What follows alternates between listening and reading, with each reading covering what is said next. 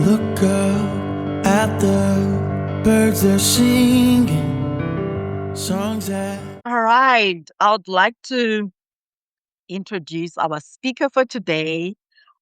She's Karola Sakotnik, and her topic is A Future Full of Wisdom.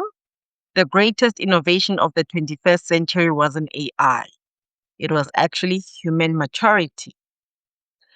Karola is the future storyteller, a global voice for positive narratives and future visions of successful people.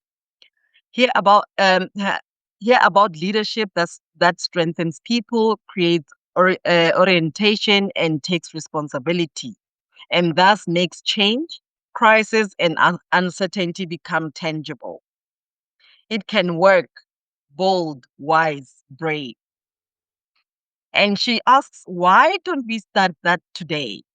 Her approach of future skills farming connects communication, vision work, storytelling, theater creation, leadership, crisis experience, and the smart use of technology into a living ecosystem for organizations that want success and understand that business and work are forces for a healthy society. Please, ladies, help me welcome Karola. Ladies, it's a pleasure to be here.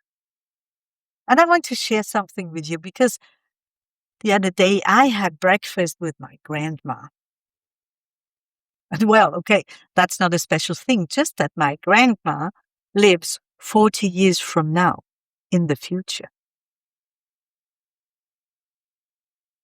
And she is this wise woman who I can always ask when I get afraid about what's happening tomorrow. How will the world develop? Can we do something, or is it really that bad that we have no means of dealing with it?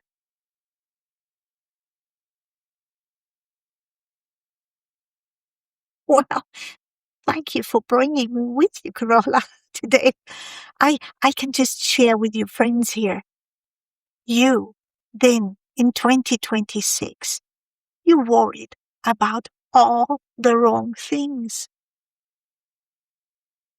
Well, why? I mean, it's very clear, Grandma. Experts build the future, right? I mean, the wrong things, I kept saying. What do you mean? Okay, if you say we think about the wrong things, if we believe that experts build the future, that means they didn't? The future wasn't built inside conferences or meeting rooms or boardrooms? I mean, sorry, experts do matter. Scientists do matter as well. Engineers and politicians too. Now I get you. What if the future wasn't built at their place, but at breakfast? In difficult conversations? Around dinner tables? Yes, of course. During bedtime stories.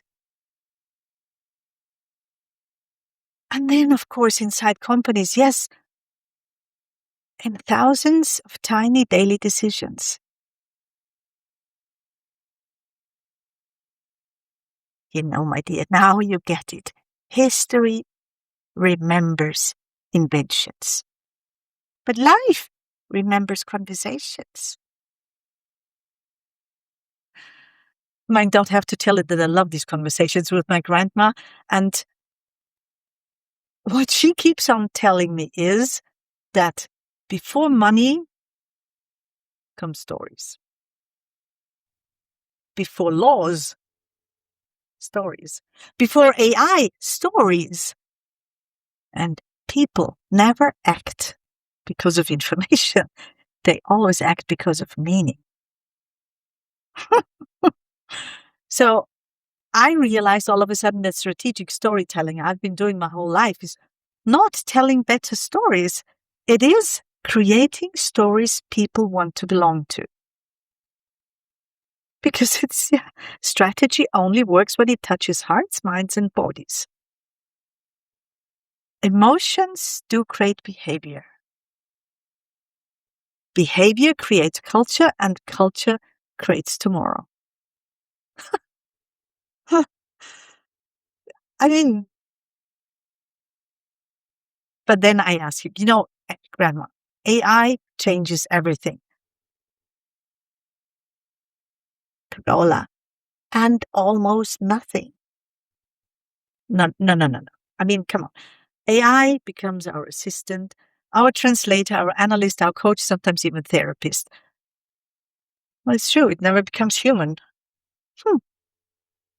Cannot replace wisdom, friendship, forgiveness, trust, not even meaning, courage, and of course not love. So,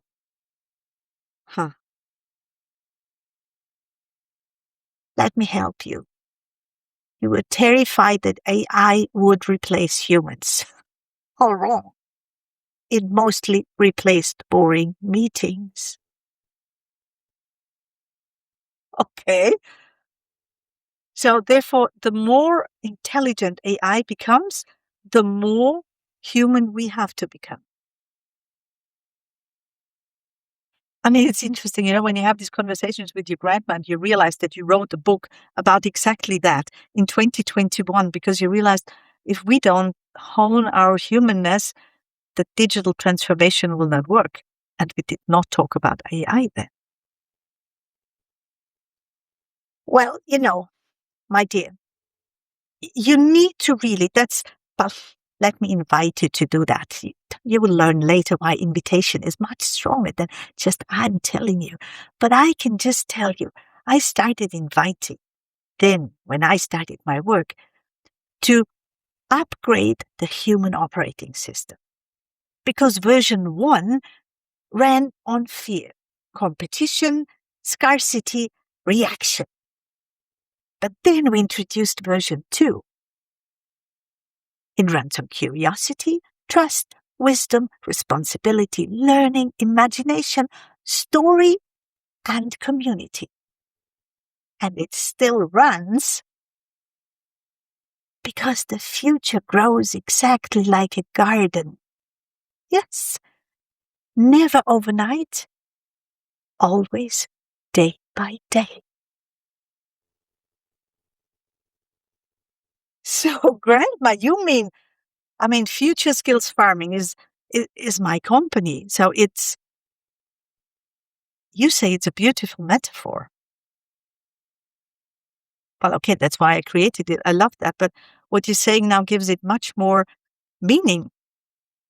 It's about this, that farmers never panic. They don't panic about the harvest. They just taking care of the soil.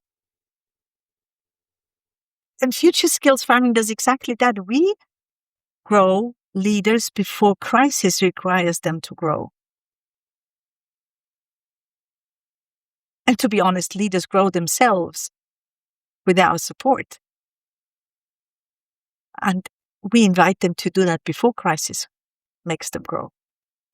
So the human operating system works from mindset to attention to emotion, behavior, culture, future. Grandma, I love these discussions with you. I don't know, I always have goosebumps because it's so insightful. So the future belongs to people who lead themselves. And leadership starts long before someone follows you. Leadership starts when you decide which thoughts deserve your attention. Or otherwise said, leadership means curating your inner world before influencing the outer one. My dear, you're getting there, yes. Most people then try to manage the future. The wise ones try to manage themselves.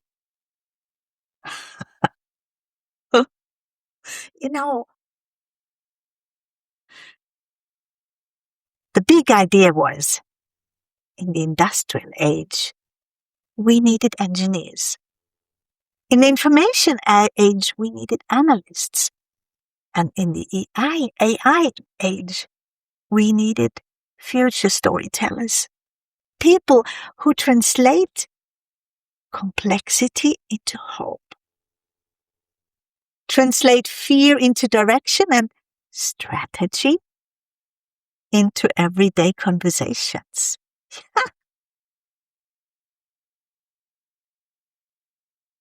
So that's what future is, right? Not fiction, not optimism, credible hope. My dear, yes. I mean, I know you call it that I started a movement, a community that saved the future. We never saved the future. We simply stopped waiting for somebody else to do it. Even beautiful future began with one ordinary human deciding to become responsible for the next conversation. So yes, of course, the future is not waiting for experts. It's waiting for neighbors, parents, teachers, entrepreneurs, artists, engineers, nurses, teachers, and perhaps you. So when someone asks, who created the future? I hope your grandchildren answer. People like us.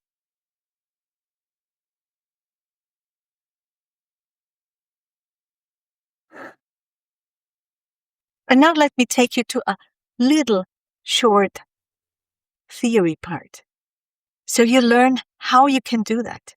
If your inner voice says, yes, I want to be this grandparent where the grandchildren say, haha, we did it. We tried.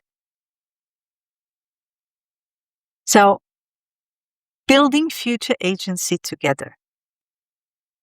Which decisions do we need to make now? And which relations do we need to invest in?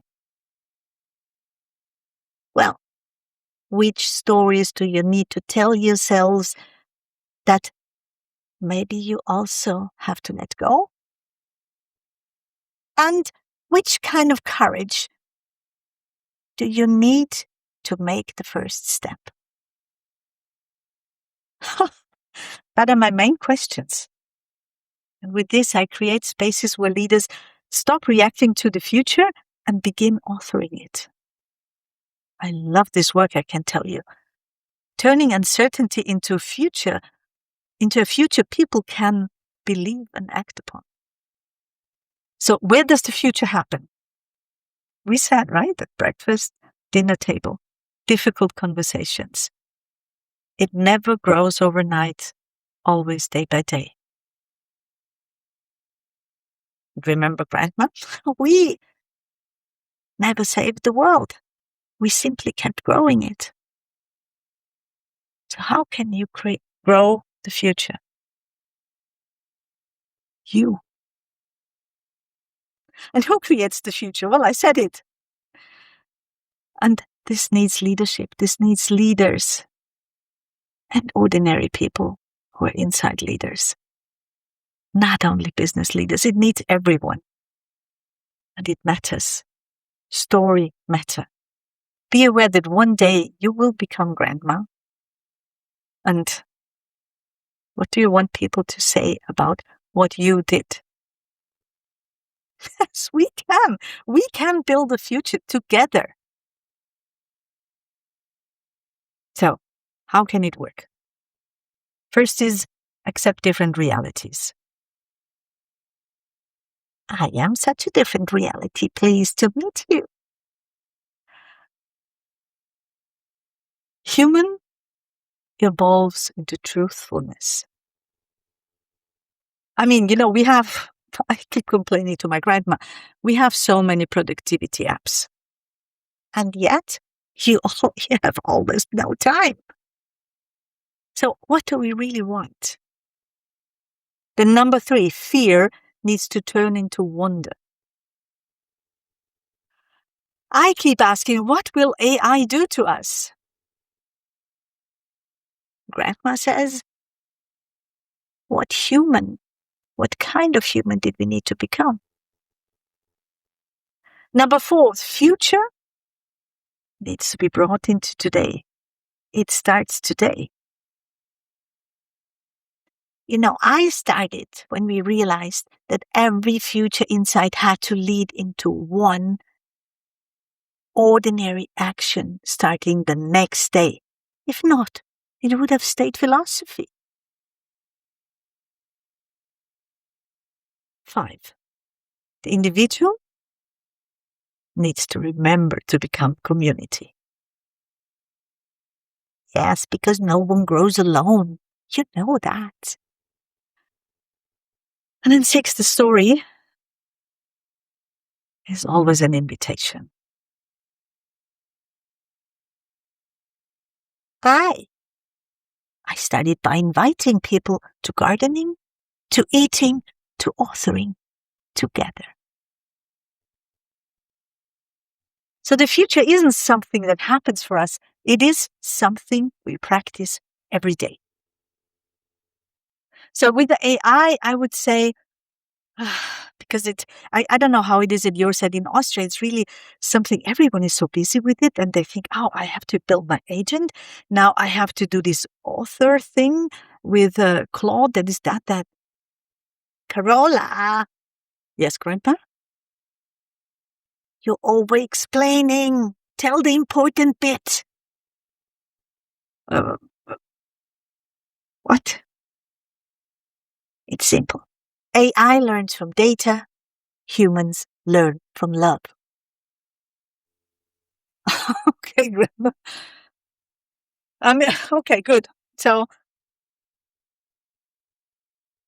how do you approach this, Grandpa? AI will become more intelligent every day, every year. Now the question is just, will we become wiser, right?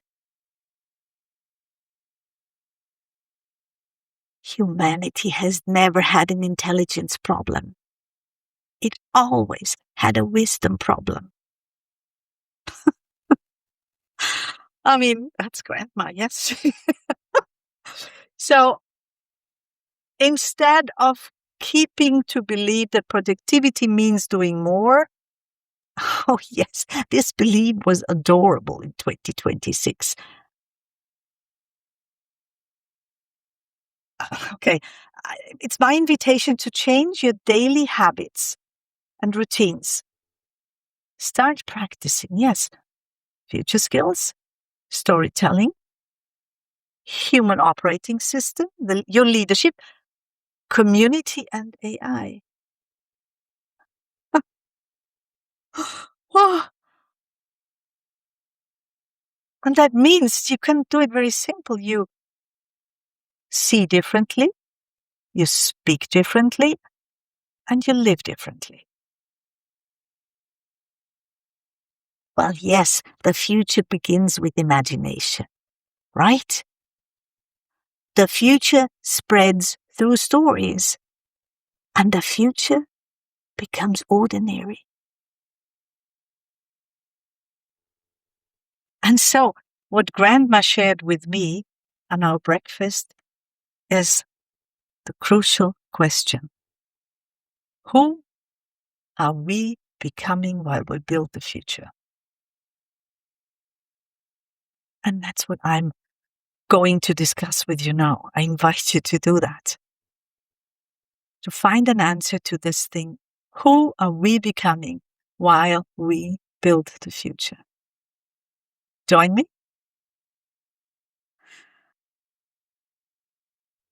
I want you to take 2 minutes for yourself. Please. Just sense into yourself, however you do that. How do you want the future to feel, smell, sound, taste, and look like? Starts now. Take your time.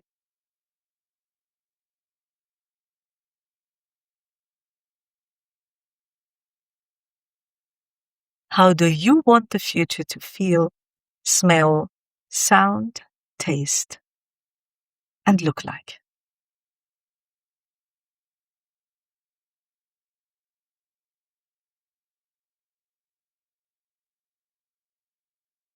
Thank you for listening. Thank you for being here. And please open the microphones and let me know what I need to know. You just took me in an awe. Didn't expect this. Wow. Yeah. And adding to that, like you're just in a theater, right? You're just in a drama theater. You're just watching the characters. So there is no pressure as an audience. We don't have any pressure to read something, to memorize, to, what are the notes we'll be taking. We don't have that pressure. We just get the message, experience, Wow. which is on the other side of AI, which a human can do, giving experience. But you can do a lot of slide, a lot of data, a lot of facts. You're not doing any of them. So with AI and the way of presentation comes all together live. Thank you.